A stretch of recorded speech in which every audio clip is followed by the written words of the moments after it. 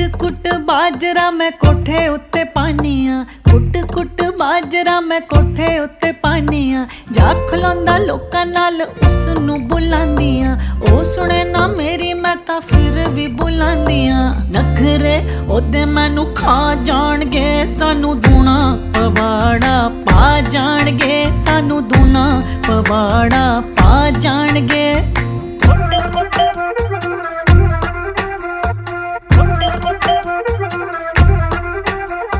कोठे उत्ते बैके शामी लगदे नज़ारे वे, कोठे उत्ते बैके शामी लगदे नज़ारे वे। जो कमाए पैसे सब यारां ते उडारे वे, साड़दा ऐ मैनू उत्थों करके इशारे वे।